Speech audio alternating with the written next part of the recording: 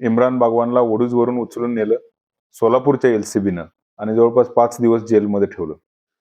नमस्कार.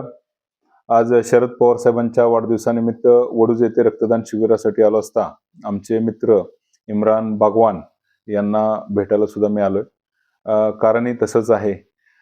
एका बाजूला आपण हा देश लोकशाही देश म्हणतो आणि दुसऱ्या बाजूला सोशल मीडियातल्या काहीतरी पोस्टसाठी किंवा काही चुकीच्या गुन्ह्यांसाठी काही सामाजिक कार्यकर्त्यांना किंवा राजकीय पक्षात काम करत असणाऱ्या विरोधी पक्षातील युवकांना अटक करण्याचं सत्र या मान खटावमध्ये आणि सोलापूर जिल्ह्यामध्ये मोठ्या प्रमाणात चालू आहे. हे सत्र ज्या मंत्र्यांच्या मार्गदर्शनाखाली किंवा ज्यांच्या इच्छेसाठी चालू आहे ते करण्याची पोलीस डिपार्टमेंटची सुद्धा इच्छा नाही असं स्पष्टपणे जाणवतं.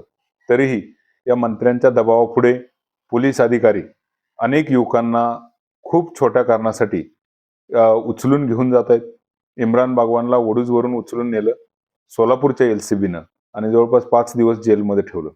पोलीस यंत्रणा सुद्धा हतबल होती, परंतु मंत्र्यांच्या दबावापुढे त्यांना काही करता आलं नाही. हे असेच प्रकार सोलापूर जिल्हा आणि मान खटावमध्ये सुरू आहेत.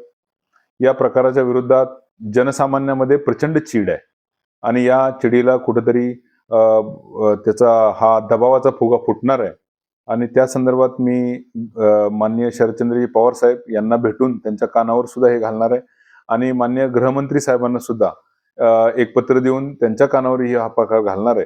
कारण शेवटी गृह मंत्रालयाच्या अखत्यारीत हे पोलीस खातं येतं आणि या पोलीस खात्याकडून ज्या काही चुका होतील त्यासाठी गृहमंत्री जबाबदार असतात आणि एखाद्या मंत्र्याला खुश करण्यासाठी जर गृह मंत्रालय बदनाम होत असेल तर खऱ्या अर्थानं ती देवेंद्र फडणवीस साहेबांची विनाकारण होत असलेली बदनामी आहे. त्यामुळे त्यांच्या कानावर हे सर्व प्रकार घालणं हे मी माझं कर्तव्य समजतो.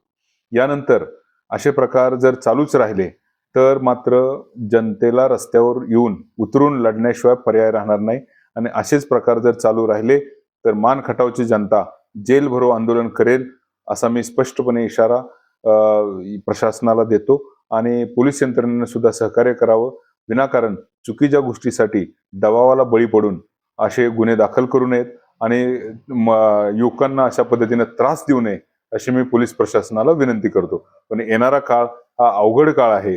माझ्यासह माझ्या सर्व कार्यकर्त्यांसाठी अवघड काळ आहे आणि अशा काळात संघटितपणे या इन्स्टिट्यूशनल गुन्हेगारी म्हणजे या यंत्रणेचा गैरवापर करून केलेल्या गुन्हेगारीला आम्ही संघटितपणे लढा देऊ एवढाच मी या ठिकाणी एक इशारा देतो आणि थांबतो.